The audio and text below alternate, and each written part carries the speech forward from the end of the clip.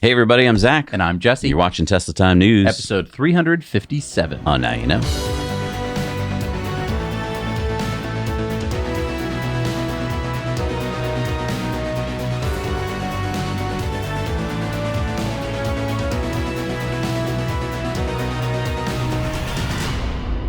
Thank you to Copilot for sponsoring this episode. Copilot is an affordable fitness coach app that provides personalized workouts tailored to you and your goals. So, Zach, you started with Copilot 6 weeks ago, and I remember being very skeptical because I've known you my whole life, and I've never seen you step foot in a gym. Right. I mean, I honestly was skeptical myself, which is why we told Copilot we'd have to try them out first. But you've had a spring in your step lately. Yeah. I mean, as you know, for the past few weeks, I've definitely been feeling stronger and even more importantly for me, less back pain. And that's why I decided to start giving it a try myself a couple weeks later. So now I'm a bit behind you, but I can really feel the difference too.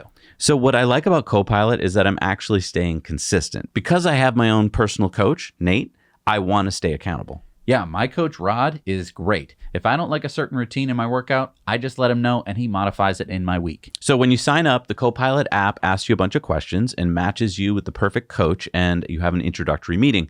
My coach, Nate, listened to all my concerns about my back pain and my goals and came up with a great weekly routine that is tailored to me. And my routines keep evolving as I get stronger. I love feeling stronger and less worried about getting hurt. And I have an example, which is the other day, we're working in the solar trailer. We're working really hard. And I remember at one point thinking, if I was doing this a few weeks ago before I started working out, I would have been out of commission the next day. Yeah. And I wasn't. You've hurt yourself many times where I'm like, where's Zach? And I'm in bed, my back. And you have not been like that, even though we've been doing some pretty heavy work. Yeah. I really like the Copilot app. It lets me connect daily with my coach, but it also lets me do my workouts at any time to fit my day. For example, I did my workout last night at 11 p.m. because I was out with a friend. And instead of cutting the night short to go to the gym, I just opened my app when I got home and I banged out my workout before bed. My problem with working out is that I don't know how each exercise is supposed to work. Like when someone says, do a goblet squat, I'm like, what do I do? Yeah, but with the Copilot app, you get these really great videos from two different angles of each workout on your routine, so you can see how they're supposed to look. And then when you're done with your workout, you can give your coach feedback, which helps them tailor your next workouts. Yeah, and I think it's important to point out that our coaches not only focus on movement, but also nutrition, mindfulness, and recovery. Yeah, I'm getting plenty of good warm-up and cool-down stretches in my routine that keep me from getting sore and, again, keep my back happy. And the nice thing is you can work out on as few days as you want. It's all about small, doable steps and focusing on today. Over 75% of Copilot clients continue to work out after 100 days, which means Copilot clients are 9 times more successful at sticking to their goals. So click our Copilot link down below or use the QR code on screen to get 14 days free with your own personal trainer. So Tesla's referral program just got a bit better. Yeah, as of last week, if someone uses your referral code to buy a new Model 3 or a Model Y, they'll get $500 off their purchase price and 3 months of full self-driving, and you'll get 10,000 Tesla credits. Now, see, that's going back to the roots, a referral program that gives both parties an incentive. And I think it really works. I mean, so let's say you own a Model 3 and your buddy is looking to buy a new car. You now both have an incentive to give him a test drive and answer his questions and see if the Model 3 or the Model Y is a good fit. Yeah, because that $500 off could be used to buy like a Tesla wall connector. Yeah. Now, is this available in all Tesla markets? Pretty much. It appears to be available in Tesla's largest markets, including the US, China, Germany, France, Canada, Mexico, Hong Kong, and Singapore. And why do you think Tesla is doing this? I think it may be because even though Tesla had a great Q2, they did miss their US sales goals, according to some sources. I don't know who set those goals. It's such a needle that Tesla is threading here, but they're doing such an amazing job. You can't sell more cars than you can make, and you can't make more cars than you can sell, right? Right. Tesla has to keep demand at just the right level to keep up with production. Well, I was hoping to take the week off, Bob, but it looks like there's more to cover on who's adding NACS this week. I agree, Bob. I thought that after Volvo, ChargePoint, SAE, and more announced that they were adding the North American charging standard last week, that we'd be taking a break and go fishing. But it looks like the fish are going to get a reprieve, Bob, because there is another automaker joining the NACS frenzy. We turn to Germany, Bob, and say, Herzlich willkommen Daimler, as Mercedes becomes the first German automaker to join the North American charging standard.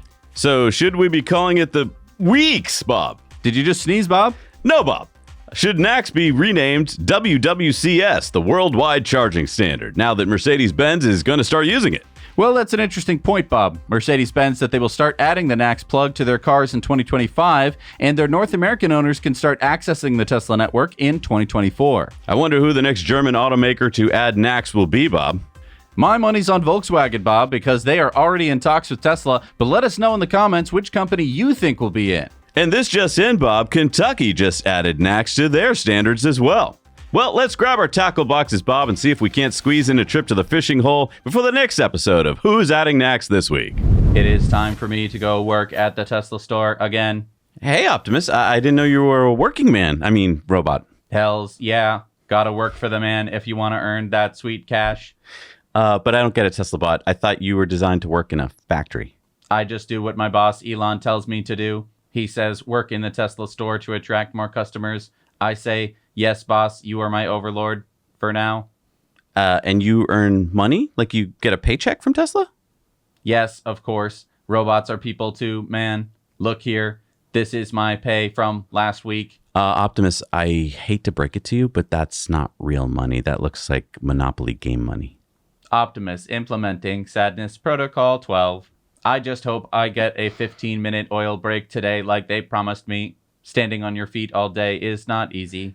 All right, so is this for real? Tesla Optimus robots are going to start replacing human workers at Tesla stores? I don't think so. This story comes from Electrek. They claim sources familiar with the matter, so take this all with a grain of salt. But it does make sense. I mean, having a Tesla bot at a Tesla store would help bring in foot traffic, and foot traffic does usually lead to more sales. Is it effective, though? And I mean, wouldn't Tesla have to beef up security? I mean, you wouldn't want one of these robots getting stolen and reverse engineered by your competition. I mean, those are good questions. My guess is that if Tesla did this, the Tesla bot would be more of a mannequin window dressing than an actual robot. Like the Tesla bot display unit that showed up at Tesla's New York City store on Avenues of the Americas this week. It's not a functioning robot. It's just like a mannequin. I mean, it would be really cool if it was walking around the store, answering questions and doing parlor tricks. I feel like they'll wait and do that when they actually want to start selling them. I don't know. What do you guys think? Let us know in the comments down below. I mean, I think that this is a little bit of wishful thinking. You don't need the robots to be in the store. In fact, it's kind of a waste to have it in the store unless you're selling the robots, right? Which I don't think Tesla's going to do first. They're going to need every single robot in the factory. Right. Making the robots. And the cars. And the solar. And the batteries. So we are big fans of VPPs here on this channel. Right. VPPs are virtual power plants.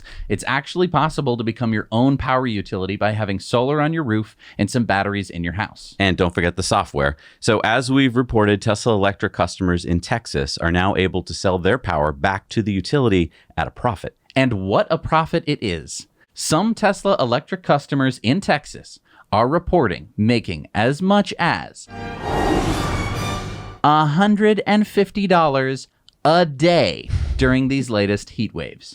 So if this sounds like a get-rich-quick scheme and it sounds too good to be true, keep in mind how the utilities work. There's supply and there's demand. So when you come home from work on a hot day and you turn on the air conditioning, the utility has to come up with enough power for you. And so for short times during peak demand, they're willing to pay quite a bit for that electricity. Normally, gas peaker plants have to fire up and come online to supply that energy. But now, Tesla Electric VPP customers in locations like Texas, California, and now Puerto Rico can sell their excess power from their batteries back to the utility at really high rates, hence $150 a day. Here's a screenshot from Tesla Electric customer Jonathan Blackburn showing that he's selling electricity for over $5 per kilowatt hour in Tesla's ADER, or Aggregate Distributed Energy Resources Pilot Project. Tesla now has over 6 megawatts of power capacity in its pilot program in Texas. And I hear what many of you are saying. Only 6 megawatts. There's 74 gigawatts of electricity used in the Texas ERCOT system during a typical day. Well, two things. Number one, this is a pilot program, and these are the early days. And number two, Tesla's VPP doesn't have to supply all of ERCOT's power, only help with peak power during short durations. And let's just think about this. As these Tesla Electric customers start sharing stories about making hundreds, if not thousands of dollars in short periods of time, just think of how that's going to increase the demand for Tesla Powerwalls and solar systems, which not only help you during brownouts and blackouts, but also lower your electricity bill. It's no wonder Elon says that Tesla Energy will be bigger than Tesla Automotive. And I mean, making $150 a day, that's what like a lot of people pay per month for electricity. Right. So just like a week or two of that, and you have free electricity for the rest of the year. Exactly. Not to mention that you're probably also making electricity on your roof every day. Exactly. And hey, if you want to share clips like this with your friends, tell them how they can save lots of money on their electricity, but you don't want to share the entire show, go to our Now You Know Clips channel where we chop this into a bite-sized clip to make it easy to share on social media. And if you like the idea about getting paid for your electricity, hit the like button. So I know it's a small country. I know that almost all of its electricity comes from clean, renewable sources, so it's kind of the perfect place for people to buy Teslas. So you're talking about Norway again? Actually, no. I'm talking about Iceland this time. Tesla just broke a car sales record in Iceland that had been standing since 1988. So what's the record? It was set by the Toyota Corolla back in 1988. The Corolla sold the most sales by a single model in a year, with just over 1,200 delivered in Iceland.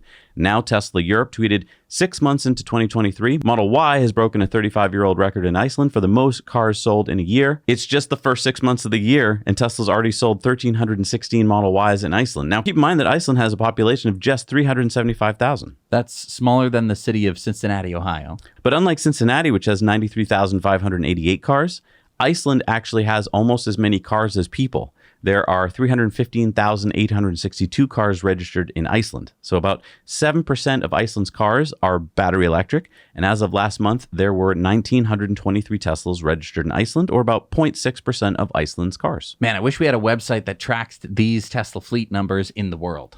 That would be really cool. Somebody out there, get on it. Let us know about it when you do, because I think it'd be really cool to watch those percentage numbers going up. So how would you like to get paid to drive a Tesla? Like an Uber driver who drives a Tesla? No, I mean, you don't have to put people in the car. Tesla is hiring people to drive around in FSD. Here's the job description for the SVO, or Seasonal Vehicle Operator. We're looking for highly motivated self-starters to join our vehicle data collection team. The vehicle operator role is responsible for capturing high-quality data that will contribute to the improvement of our vehicle's performance. This role requires a high level of flexibility, attention to detail, and ability to work in a fast-paced, dynamic environment. Day-night shift positions available. This is an at-will temporary position. The assignment is expected to last 3 months. So it doesn't require any education level, but you need a clean driving record, safe driving habits, and a minimum of 4 years of licensed driving experiences. And these are the locations that they need them in. And according to Glassdoor, Tesla pays between $20 and $29 an hour for the job. So, okay, they are paying people to test out full self-driving? I thought that they were just getting that for free from the users. Yeah, no, this confused me too. I'm like, Elon, you got, I don't know, hundreds of thousands, 1 million people driving around with FSD. I mean, you have FSD, but then I started thinking, well, yeah, Jesse has FSD, but you don't like driving it in cities. So maybe what they're looking for is specific like places and things. And so maybe they tell you as a driver, okay, you have to keep going up to stop signs, or you have to keep, going through these difficult intersections. That might be the case, because I think that a lot of people, if I'm any indication, will kind of use full self-driving once in a while, just to kind of see how it's doing. And then as soon as it starts to do something weird, they're going to just take it out. Mm-hmm. They're not going to see like, what will it do in this intersection, I wonder? Because most people don't want to find out. And then they're kind of good for a while, and they're like, okay, it's not perfect yet. I think that once it gets perfect, everyone's going to want to adopt it, because like, wouldn't you want to just kind of sit there on your phone? Right. Not that it's legal yet, but I'm saying someday you would. But as of right now, I just feel like a lot of users, unless they're like really committed to like doing all of this work for Tesla for free, yeah, maybe you should get paid. Right. I don't know. It can be stressful. No. Yeah. And I was wondering, I mean, this is quite a smattering across the U.S. and Canada. And I was wondering, like, there's the Peabody, Massachusetts location. Do they want you to drive around Peabody, Massachusetts, or do they just want you to drive, up and down 495 or 93? Well, I mean, Peabody has a service center location, so I'm assuming that they're going to provide you with a car. Oh, you think they'll actually provide you with a car? Yeah. I thought you kind of had to already drive a Tesla. It wasn't in the listing. That's true. It didn't say, and you need to provide your own Tesla. Well, then that makes it even cooler. Yeah.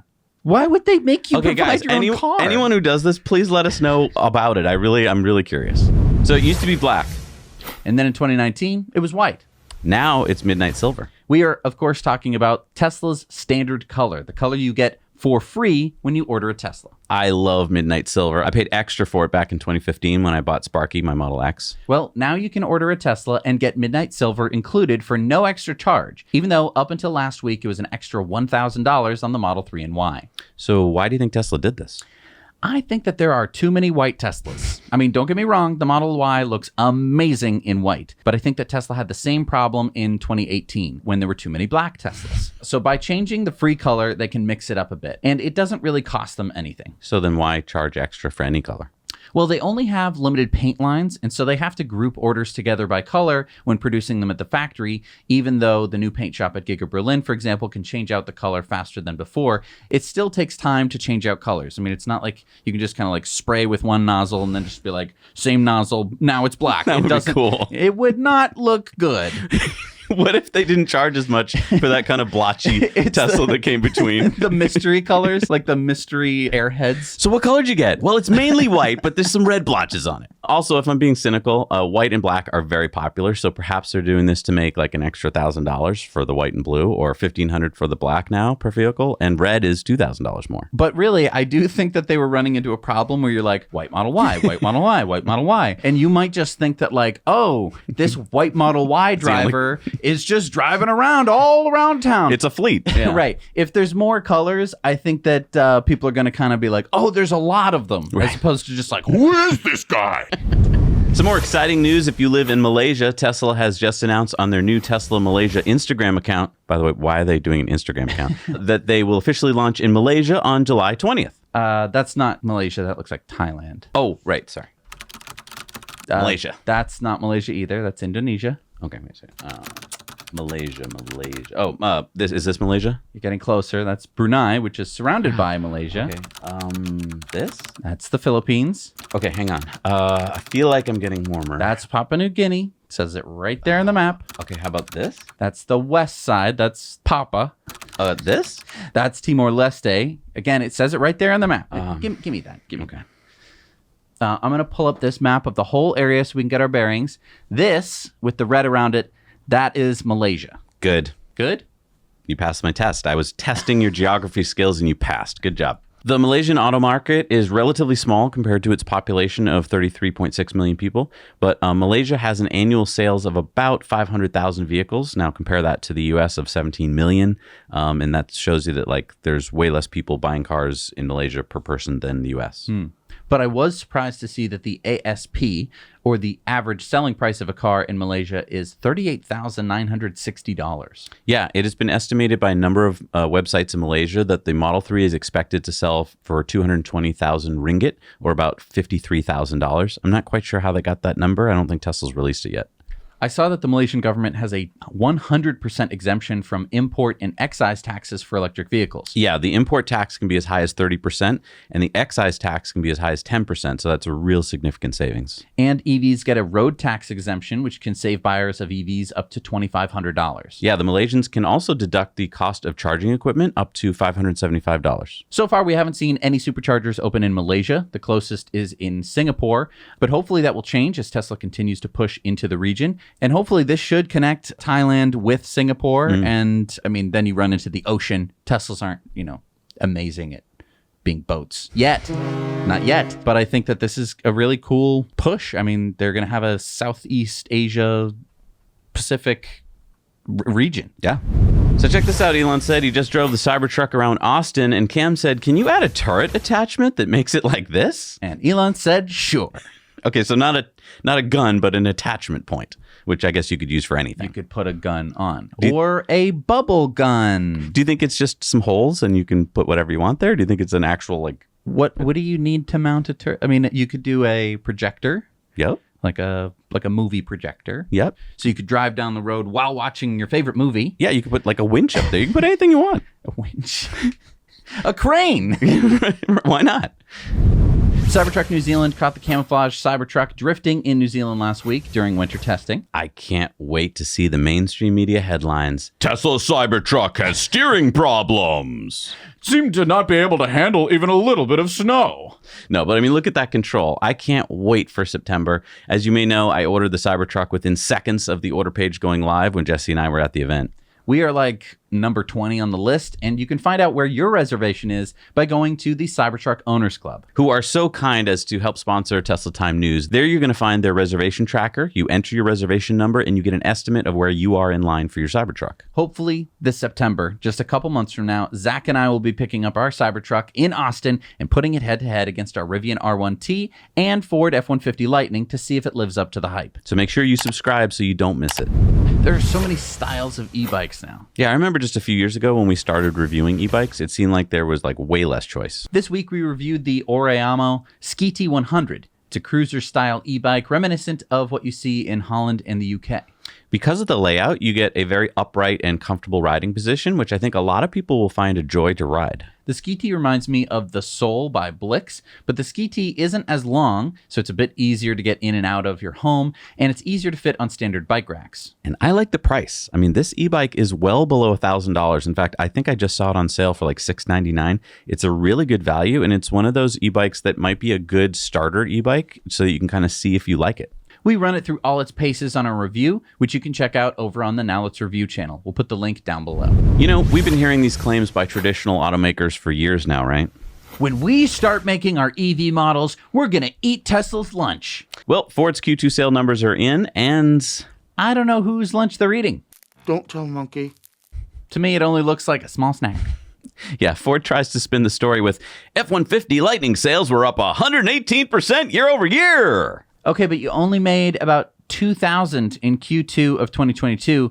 So, of course, a year later, you should be able to make much more. But Ford only sold 4,466 in Q2 of this year. Not a number I'd be super proud of. And then there's the Mustang Mach-E. Ford saw sales drop 21% year over year. Andrew Frick, Ford's VP of Sales Distribution, tried to explain, saying, improved Mustang Mach-E inventory flow began to hit at the end of Q2 following the retooling of our plant earlier this year. Frick! Okay, so I get it.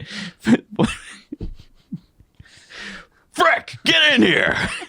What a good name. Okay, so I get it. Ford's Mexico plant, where they make the Mach-E, was not producing any Mach-E's in January, and it slowly began ramping up, I guess, finally hitting 13,000 in June.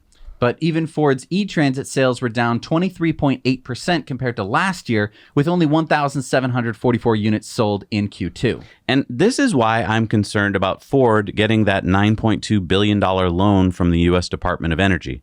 I mean, will Ford be able to pay it back? Well, you just got to keep increasing the price of the Ford F-150 Lightning. I'm sure people will just continue to eat that cost forever.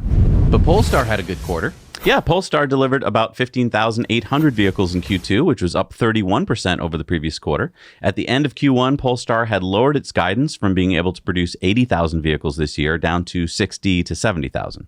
And with 27,900 deliveries in the first half of the year, it looks likely that Polestar can hit those revised numbers. The problem is that they had to delay their Polestar 3 from starting deliveries last quarter. Now they say that the Polestar 3 will begin deliveries in Q1 of 2024. And this was because of... Polestar issued a statement about that, saying they were, quote, recently informed that additional time for final software development of the all-new electric platform shared by Volvo Cars is needed. Informed? Informed? Informed by who? Hello, this is Polestar headquarters. Who is speaking? Oh, our Polestar software department, yes. You say you're calling to inform us you need more time to work on the Polestar 3 software? How much time? 6 months?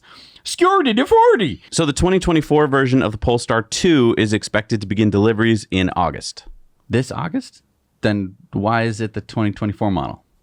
Who knows? I mean, this is why I think Tesla has the right idea. Just keep improving the car. Stop worrying about the model years. So what's new in the 2024 Polestar 2? A slightly higher starting price, for one thing. $51,300, including the destination fee. That's up by about $2,900. But it'll also have a bigger battery and more powerful motors. Will it have the NACS plug? I don't think that'll start appearing until 2025.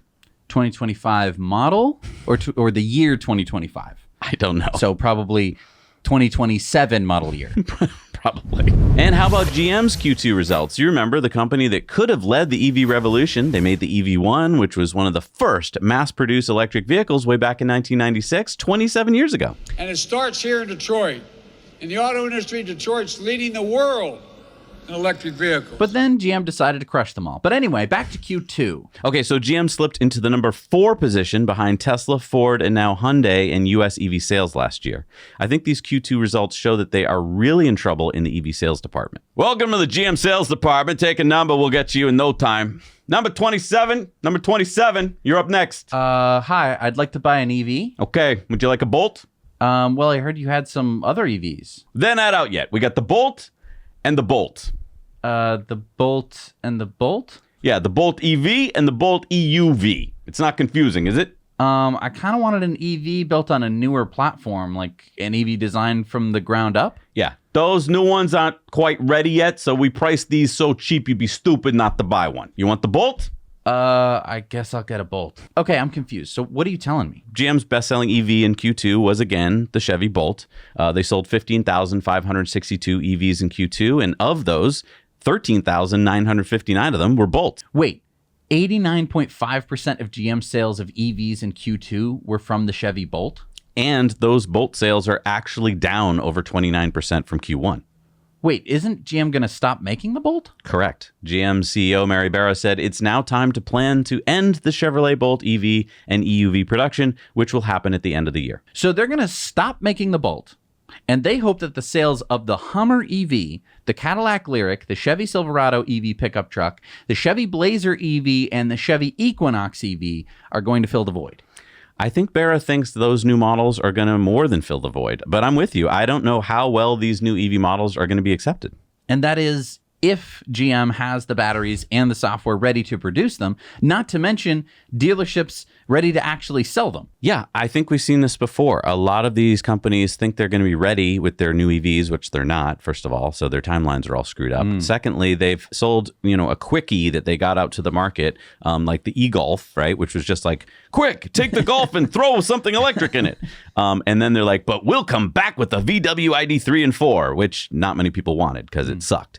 And I think the problem is going to happen here. They think we've got this all new Ultium platform, and people, I don't think, are going to think it's that Ultium. Well, and then there's going to be this awkward period where they're going to have these cars without the NACS standard. Right. And then they're going to be like, but don't worry, next year we're going to have the NACS standard. And everyone's going to go like, so should I just buy Model Y or should I just wait? So Nissan also released Q2 results, and I know we don't usually cover quarterly results from companies like Nissan. Because they usually are pretty boring. Yeah, up until recently it's just been the Leaf. But now that Nissan has come up with their second electric car, the Ariya, I thought it might be interesting to see how they're doing with sales. So let's take a look. So I looked at the numbers and I was kind of shocked, actually. Shocked? Yeah, well, I mean, Nissan has been selling the Leaf since, 2010? It's a well-known brand, but in Q1, they only sold 2,354 Leaves in the U.S. And Q2? They sold even less, only 1,880 Leaves in Q2. And so that's down 20%. Okay, but how about the Ariya? Well, in the first 3 months of this year, Nissan sold 2,860 Arias in the U.S., but they couldn't even keep that up. In Q2, Nissan only sold 2,335 Arias. Wait, so you're telling me that Nissan only sold about, less than 5,000 EVs in Q2 in the U.S.? That's what I'm telling you. Remind me again about the Ariya stats. The 2023 Ariya has 304 miles of EPA range with an 87 kilowatt-hour battery, and the starting price is $43,190. And get this, the 2024 Nissan Leaf, which Nissan just released the figures for last week, still features a CHAdeMO charging plug. But wait, going back to the Ariya, that's not bad. I mean, over 300 miles of range, $43,000 starting price. Like, I'm surprised they haven't sold more. I'm surprised they haven't produced more. And I'm also surprised that they haven't, moved to the NACS standard. But I guess if you haven't even gotten off of the CHAdeMO plug, that's going to, you got to do it one step at a time, baby steps. Well, we might as well cover Hyundai's EV Q2 US sales numbers while we're at it, especially since they overtook GM in sales. I was kind of surprised to hear that, especially since Hyundai's U.S. sales didn't seem so spectacular. Yeah, Hyundai sold 29,542 EVs in the U.S. during Q2 versus GM, which sold 24,822. Funny how both of these numbers pale in comparison to Tesla's U.S. EV Q2 sales of well over 300,000 vehicles. But Hyundai did get Car and Driver's 2023 EV of the Year award for the Ioniq 6, which it also got in 2022 for the Ioniq 5. Hyundai sold 3,023 Ioniq 6s in Q2, 7,905 Ioniq 5s, up 6% year over year. And then there was the Kona. Don't forget the Kona, their best-selling EV with 18,705 sales, up 8% year over year. So I'd have to say, remember you had this prediction that Hyundai is one of the stronger EV companies is kind of coming true. I'm willing to bet Hyundai will still be standing at number 3 ahead of GM at the end of this year as well. Prediction! I think Hyundai has a good chance of overtaking Ford next year as well for the number 2 EV spot in the U.S. And those Hyundai sales numbers we cited don't even include Kia. Yeah, Hyundai is the parent company of Kia, so you really should count them. So if we take a look at the first half of this year, because I know we just threw a lot of numbers at you, but let's not worry so much about the quarter. Let's look at the whole first 6 months this year. Here are the top 5 EV sellers in the U.S. Wow, look at GM. Look at that chart. Wow. Good job, GM. Are you 369%. It's amazing. You're looking at the Woo! Are you looking at the percentage change? Look at that bar. Damn. Woohoo! Yes, that's because they made so few. You led, Mary. You electrified the entire automobile industry. I'm serious. It's because in 2022 they made so few EVs. That's why. That was a strategy. It's there. Look at that change. But okay, so with the important number, You do remember the whole Bolt fiasco. So the important number here is the dark blue on the left, Right. the January to June 2023 numbers. Yes. And you can see there that if you take the number 2, number 3, number 4, number 5, and you add those together, you don't even get anywhere close to number 1, which is Tesla. Yeah, Tesla sold 200,000 cars plus more than its top 4 U.S. competitors combined. It's like... It needs like 8 more top competitors. Exactly. But don't worry, they're catching up. They're going to get us. Okay. They're coming. How are they going to do that? Slow but steady. Okay. Just keep spreading out different models. We got to get new models. Confuse the customer. Yeah. Let's talk about a new model. Okay. Which doesn't even make it on the list. But Okay. anyway, last Tuesday, Stellantis unveiled the Fiat 600e. Wait, so they unveiled it? What does that mean again when they unveil something? Right. So on the spectrum of is this thing going to be a real car, it's pretty far down the line. Okay. This comes after rumored, unconfirmed, leaked, confirmed, design sketches approved, concept, prototype, under the sheet, then camouflage spotted out in the wild, then silhouette, then teaser, second teaser, and previewed. Of course. Oh, so we're previewed? No, we're after preview. Oh, we're at unveiled. And okay. we're at unveiled. Okay, Now, good. unveiling is, of course, before the release of the final price, delay of production setbacks, Right. delivery to early reservation holders, price increase, unbelievable mechanical problems, recall, battery problems, middling sales, and early discontinuation. Wow. Tell us how you really feel. Sorry, I just don't really have high hopes for this thing. All right. Well, enough of your bias. Tell us the stats. All right. The Fiat 600e sits atop Stellantis' eSimp platform and has a 54 kilowatt hour battery for 249 miles of range. That's WLTP. Oh. So think more like 200. 200-ish. Okay. It has a 100 kilowatt charging speed. That's it? That's it.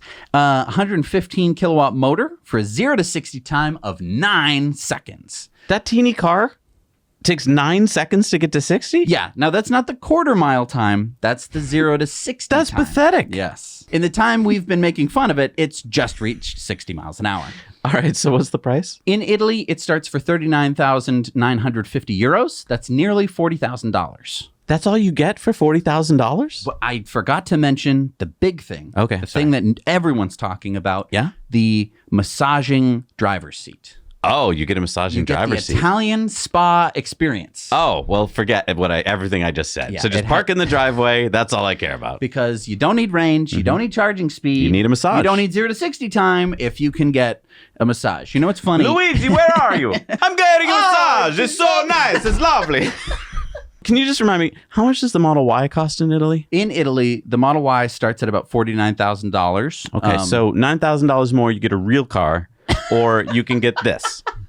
Well, look, I do think that it probably works well in Italy, and that's probably a big reason why they're not going to sell it in the United States. Okay. We haven't heard anything, but they're like teasing about it. Okay, so it sounds like you don't like the eSIM platform, and neither do I, but don't worry, Stellantis has a trick up their sleeve, the STLA platform.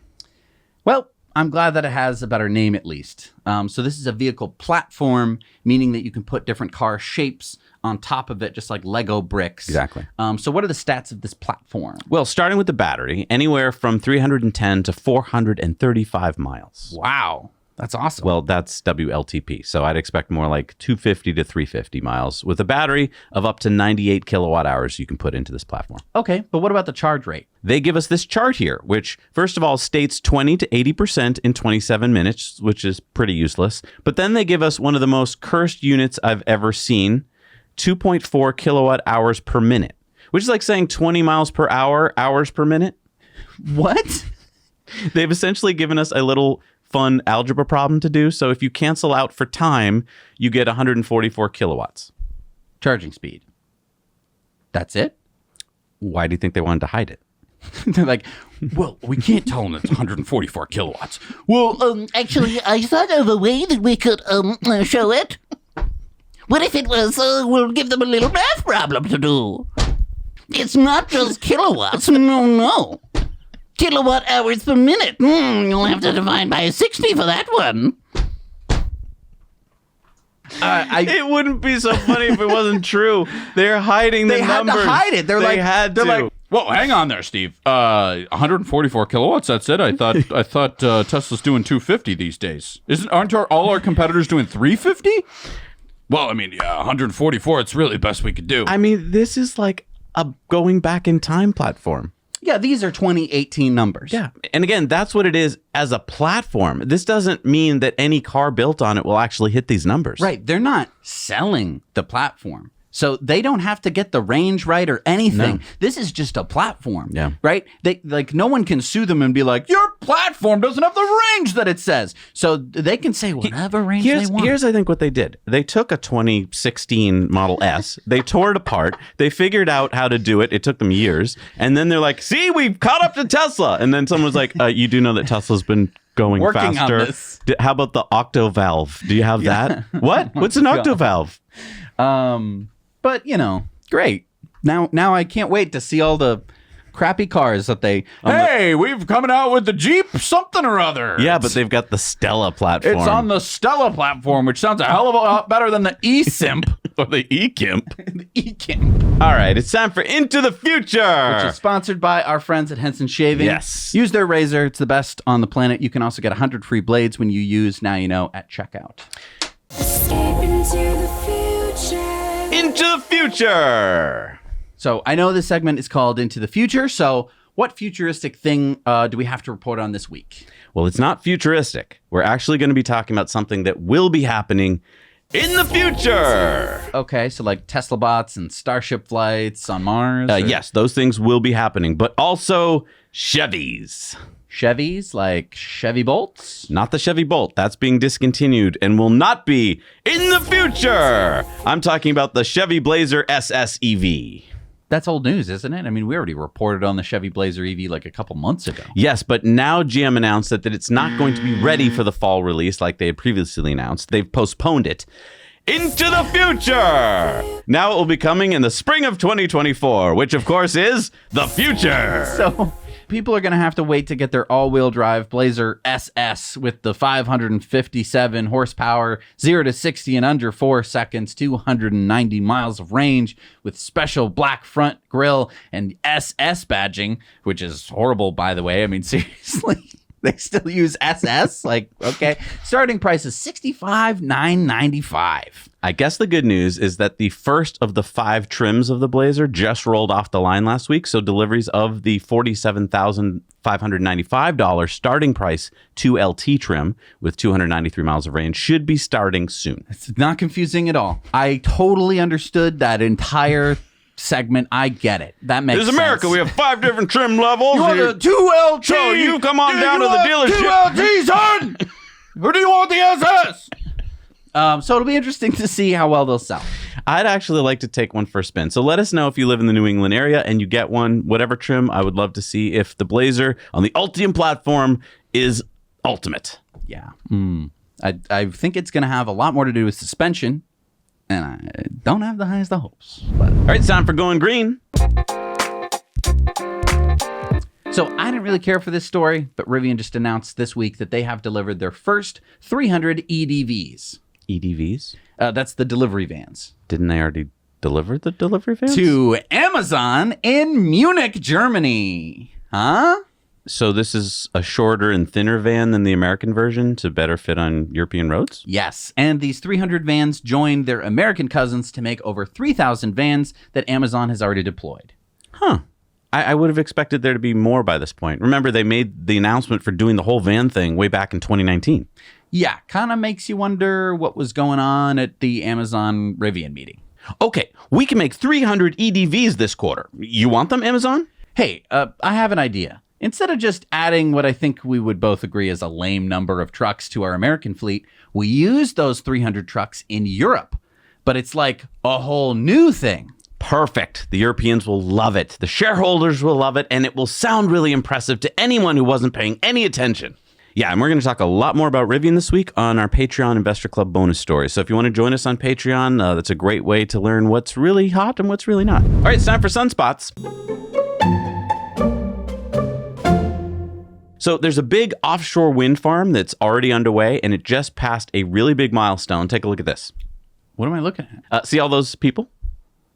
Wait, those are people? Those look like little Skittles or something. No, they're real people. Those are this is the EEW American Offshore Structures Factory in Paulsboro, New Jersey, near Philadelphia. Those big steel tubes next to those people are the first steel monopile foundations for New Jersey's first offshore wind farm, the 1,100 megawatt Ocean Wind 1 project, which the DOE just approved last week. This project is owned by Danish wind giant Ørsted.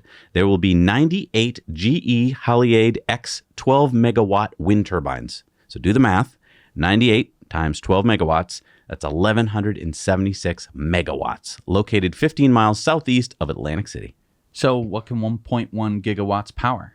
It will be powering 380,000 homes when it's completed at the end of 2024. New Jersey has the goal of building 7.5 gigawatts of offshore wind power by 2035. And, we have a Now You Know Clips channel on YouTube, which we chop these stories into little bite-sized, easy-to-share clips. This might be a good one to share if you have a person in your life who's like, I don't believe in global warming. Just answer them with, do you like American jobs? Do you like cheap, clean energy? Because these little people here in South Jersey are all Americans bringing manufacturing back to America. And if you'd like to put solar on your house so that you can be creating your own pretty much free energy, talk to our friends at Energy Pal. They help answer all your questions about taxes and rebates and all that stuff that's hard to keep up with.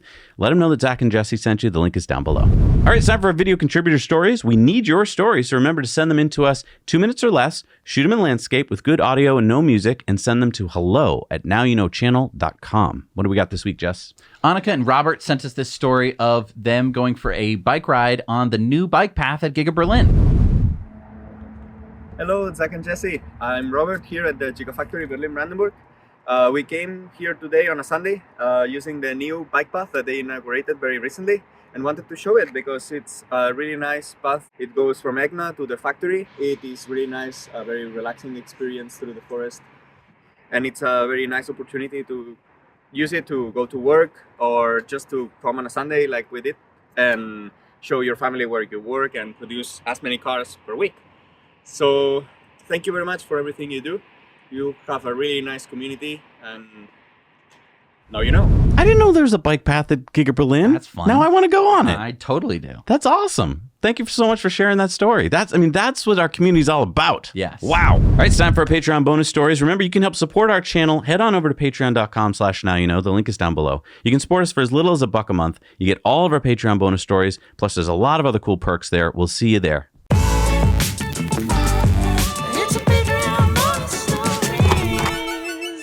All right, we're back from our Patreon bonus stories. It's time for the Patreon poll. If at the $2 level, you get to join our poll. And we asked what question this week?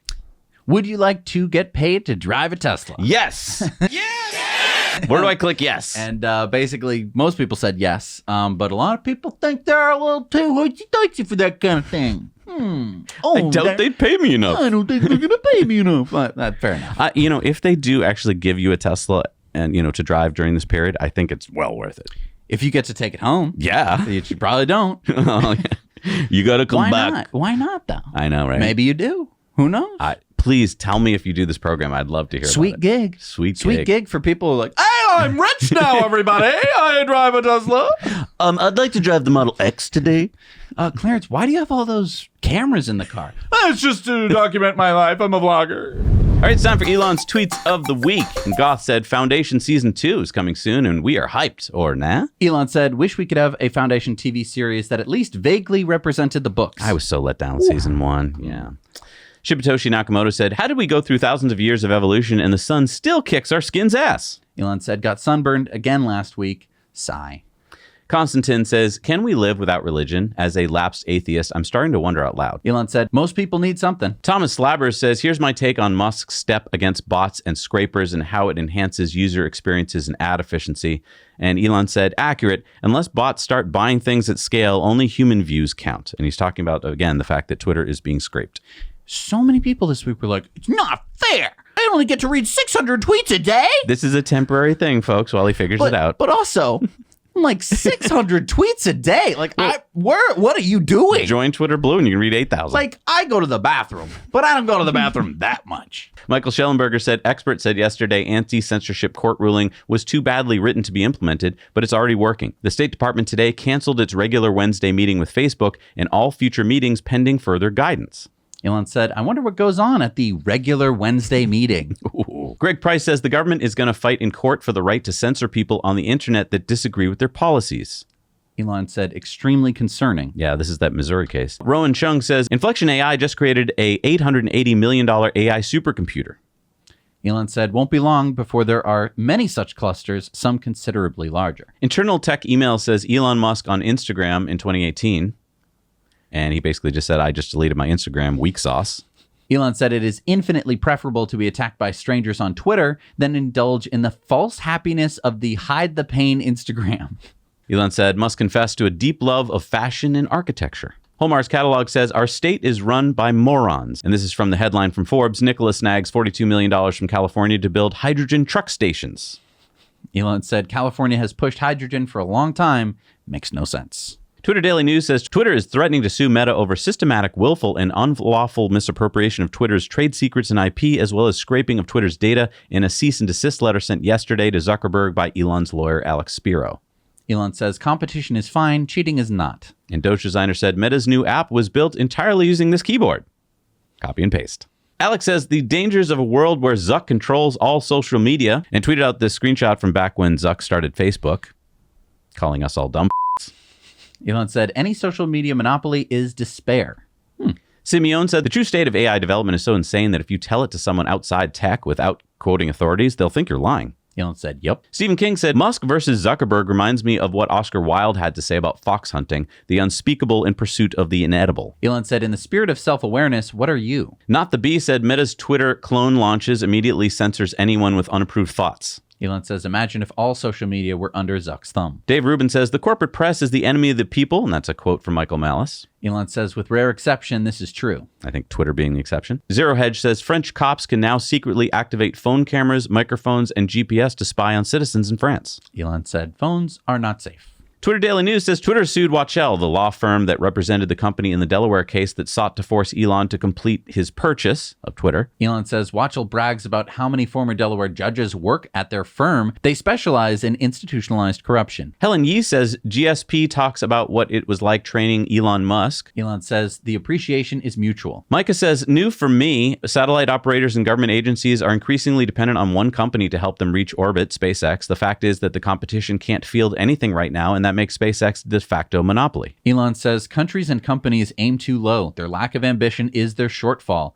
The mission of SpaceX is to make life multiplanetary. Even slightly succeeding in the goal results in crushingly good performance to Earth orbit. Elon Musk's parody account, which could be Elon or it could not be, I don't know. He says, I spent $44 billion for this app and now Lizard Boy just decided to hit copy and paste. It's personal now. See you in the cage, Zuck. Elon says, so many people think this account is me. And Ashley says, I love that you didn't dispute Zuck being a lizard boy. Elon said, maybe it's just a case of using too much moisturizer. Randy says, ugh, gross. It legitimately just smells like burnt hair. My wife after sniffing it. Trunk Fan says, MSG spending $2.3 billion to build the Las Vegas Sphere and make the world's biggest eyeballs ever is totally worth it. Elon said, it's awesome. Now, I thought this was just fake. Like, I thought this was CGI. This is a real building, folks. They built it. It was on delay because of COVID, but now it's up and running. And those are pictures of actual video. You should look at some video. It's crazy. Tesla Shill says FSD beta version 11.4.4 is amazing. There's so many people who don't believe a car can drive itself. Their reaction when they experience it is priceless. Showed it off to a friend. He called up everyone he possibly could to tell them about FSD. Elon said, most people still don't get it because they think you're still partly driving. They only fully understand when they are in the driver's seat, but aren't driving it at all. Boy says Dune is great because there's a dude named Duncan Idaho, and he's somehow the only normal person in the galaxy, so they keep resurrecting him over and over again for 30,000 years to fix humanity's problems. Elon says Dune is over 10,000 years in the future. That's like somebody today being named after an unpronounceable mid-sized province in ancient Sumeria. Doge Designer says, remember this chat between Mark Zuckerberg and his friend during the early days of Facebook? Elon said, charming. Hallmark's Catalog says the United Auto Workers Union in May said it was not yet endorsing Biden for re-election, citing his electric vehicle policies. Elon said, wow. Daniela Souza says Art Deco is a harmonious marriage of boldness and elegance, a celebration of modernity and timeless craftsmanship. Elon says, love Art Deco. Elon Musk said that 3 more engines for the meaning of life, the outside context problem. I don't know if that's the name of the ship. You never can tell. Ashley said, I just told 127,000 followers on Instagram that I'm deleting my account. I no longer want to give my attention to companies and people who hate me, who hate fundamental American values. For now, I'll be on Twitter and Twitter only. Ramsey said, yeah, deleted my IG threads today too. Once Elon confirmed he's protecting anonymity, I only need one. And Elon said, with every fiber in my body. That's how much he's going to protect anonymity. And then he said, Zuck is a c***. I propose a literal measuring contest. Maybe he thought he was on his other account? I don't know. Lior says, this is such an interesting finding. The performance of language models is highest when relevant information appear at the beginning or end of the input context and significantly lower otherwise. You can adjust your prompts accordingly. Elon said, like humans. Nick Huber says there are only 3 levels of wealth. And he talked about, you can pay bills without stress. And then Elon said, level 9 is making humanity a multi-planet species and true spacefaring civilization. This is why I'm gathering resources. So there aren't 3 levels. Wait, what are the other 6 levels of wealth? I don't. Well, yeah, when you're a billionaire, there's a lot of other levels. There's more when you can levels buy to an that. island, I think you're on a different level. There's more paid DLC that you can buy. Penny 2X says 33 Raptor engines on Super Heavy, 9 engines on Starship, 42 is the meaning of life. Elon says, looks like we can increase Raptor thrust by about 20% to reach 9,000 tons, 20 million pounds of force at sea level, and deliver over 200 tons of payload to a useful orbit with full and rapid reusability. 50 rockets flying every 3 days on average enables over a megaton of payload to orbit per year, enough to build a self-sustaining city on Mars. Charlie Light says Mark Zuckerberg making everyone forget that he wasted $12 billion on the metaverse last year. Or that Facebook is still a misinformation spreading machine. Elon says censorship pays them well. All right, it's time for Community Mail Time. Community mail time. Remember, share your stories, your videos with us at hello@nowyouknowchannel.com. Antonio spotted this Waymo test vehicle driving in Phoenix, Arizona. Ahmed sent us these pictures of EVs that he spotted in Pakistan. Alfred sent us these pictures of some Teslas in the parking lot of Giga Berlin. What's on the roof of that one? The rocket launcher. He was working on the turret. Wally spotted this blue Porsche Taycan in East Vancouver, British Columbia. Willie sent us this Captain America-themed Model 3 he saw. Morgan spotted this Rivian R1T in Coquitlam, British Columbia. Joe found this Model Y with Cybertruck-inspired wheel covers in Rochester, New York. Those look sick. Yeah. Colin saw this BYD Atto 3 in Victoria, Australia. Christopher spotted this Spider-Man-themed VinFast in Torrance, California. John found these Rivian Adventure Network chargers at the Fall Creek Falls State Park in Tennessee. And Joe Jetski spotted this Tesla Model S with the license plate Spaceballs in Sacramento, California. He also inadvertently spotted a white Model 3. Because they're everywhere. They're everywhere. All right, now it's time for EV Tips of the Week. Remember, we used to do this back in the day. I thought we'd bring it back, and we got Sean here to tell us about running your EV chargers and a clothes dryer at the same time. Hey, Zach and Jesse. I'm here to show you a tip for charging electric cars. Currently have a Model Y and a Model 3, and we used to share an outlet with the dryer, which is now out here. It had a 1430 NEMA, and then we used this NeoCharge box, which was great for us, and we had no issues at all. So I'm not sure if anybody doesn't know what this is, but you plug in the dryer to the main, and then you plug the charger for the cars in the secondary. And what it'll do is smartly disconnect from the dryer to the electric car. So if you need to dry, it'll just start the dryer, the cars stop charging, it smartly disconnects, and then when you're done with the dryer turns off, the cars just start charging again. Everything's been fine. But just because of technology and cool things, notice my washer and dryer sitting out here. GE just brought out a 2-in-1 washer dryer combo, and here we are. So I've replaced my washer and dryer with a single unit. What the kicker with this is it only is using 120. There's no 240 on this unit. It's also ventless, and it uses heat pump technology, which oddly enough, when it's running the drying cycle, sounds very familiar to our Model Y, which is a 2021 with the heat pump. So crazy technology is in the washer dryer unit now. And now it's opened up an outlet, which I could technically, like I was before, I had it running out here into the garage. But after converting from a gas stove to electric, I ran new electric to get the gas stove out of the house. Got an electric stove. I had extra cable left over that was enough to put in a 1450 NEMA outlet. So I plug in my home charger to this, and now I'm getting 32 amps. It's a 50 amp breaker. 32 amps is max on this, which gets me about 31 miles an hour charge rate, which is 7-8 higher than what I was getting out of the 30 amp 1430. So I don't know, it's great. So just so you know, there's lots of different options here, but this new washer dryer unit adds space, gives you an extra outlet too. So now you know. I didn't know that they had clothes dryers with heat pump technology. I didn't either. So this is going to make your dryer a heck of a lot more efficient. I mean, it only runs on 110. Free up a whole circuit. Free up an entire circuit. Wow. That's sweet. That is sweet. Sweet tip. Thank you so Yeah. much, Sean. Remember, send in your EV tips as well, and we'll get them on the show. All right, it's time for Supercharger reviews. Let's see what we got out there in the world. Hey, Zach and Jesse, it's Mike here at brand new Tesla Supercharger station at Kennett Square, Pennsylvania. It's an 8-station charge. It's like the 250 kilowatt one, and just something neat over here. You see the handicap spot. It's got a unique handle on here, easily more accessible if you're on a wheelchair to grab that and be able to put it in your car. So that's kind of cool. It's right here at the Wawa.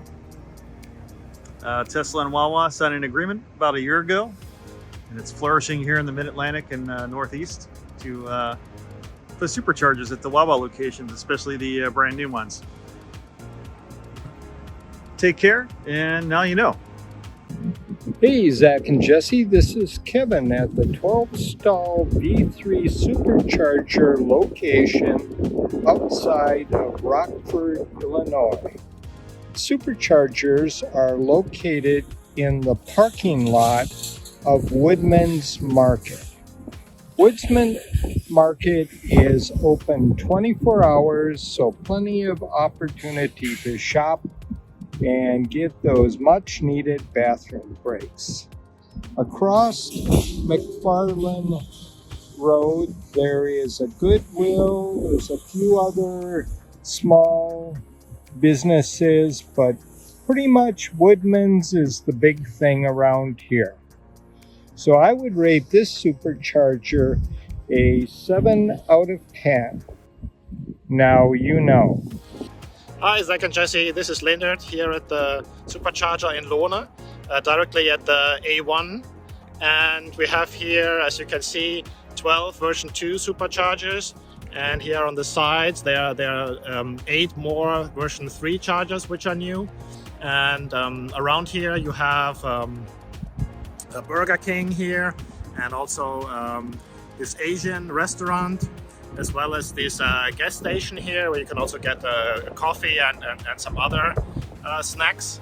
And well, there's not much more around here, as you can see, but I would still give it like a 7 out of 10 because the location is really great.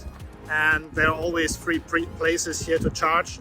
And there's also one charger here in the middle, which is a non-Tesla chargers, but I've never seen anybody charging there before. I've been coming here a couple of times, and yeah, now you know. Hey, Zach and Jesse. I'm Olivia. And I'm Lee. And we are here in San Diego, California. It's a little windy today, so we're doing this from inside the car. But we're sitting in Liberty Station at the brand new supercharging station here. I'll give you some quick footage here. There are about 12 stalls that just opened up about a week ago, I think.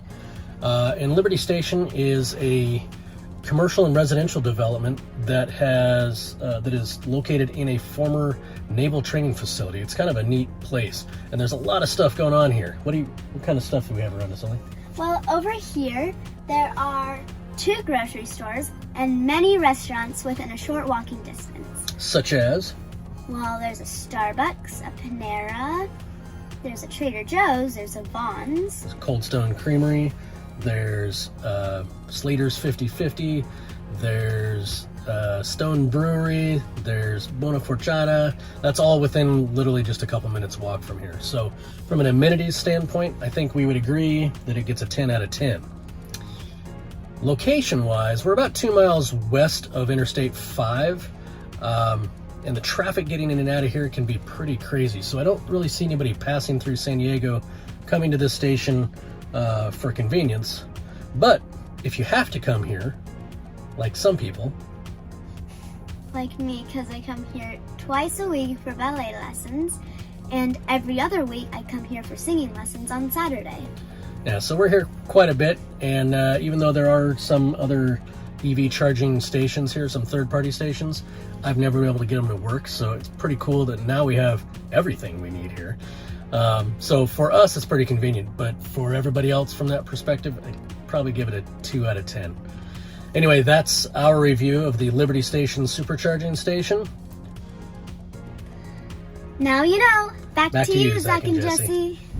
Thank you so much for doing Supercharger reviews. We put them all on our website, nowyouknowchannel.com, and you can see the map with all of them there, and you can submit your own so that way other people can find them. All right, what do we got for new superchargers in the world this week? We've got the 16 stall in Azusa, California. We got number 1732 in China, the 3 stall in Chuzhong. Number 141 in South Korea is the 8 stall in Taebaek, South Korea. Number 138 in Florida is the 8 stall in Doral. Number 369 in California is the 12 stall 72 kilowatt, so it's urban, in San Francisco at 16th Street, California. Number 152 in France is the 12 stall in Riom. Number 38 in Arizona is the 12 stall in Chandler, Arizona. Number 129 in Texas is the 12 stall in Houston. Number 5 in Rhode Island is the 8 stall at East Greenwich Division Street in Rhode Island. And number 80 in Japan, number 5269 in the world is the 6 stall in Yokohama, Minato Mirai, Japan. So, it wasn't 14 pages this week. Yes, but there's still a lot more being added, and I spotted one being built over in Lowell. Oh, just down the street. Lowell, Massachusetts. That's awesome. Right between 495 and Route 3. Oh, that's perfect. It's perfectly located. It's got a 99. Can't wait to review it when it comes out. Nice. But hey, thank you so much for watching. Thank you for being a part of our community. If you're one of the many awesome people listed here, thank you. You make this show possible. It is your support that makes our work of bringing you independent news and ideas and research and content possible week in and week out. And if you're not on the list, consider joining us on Patreon. For as little as $1 a month, you can watch all of our Patreon bonus stories. Special content that we make just for our patrons. So we'll see you guys next week. Now you know.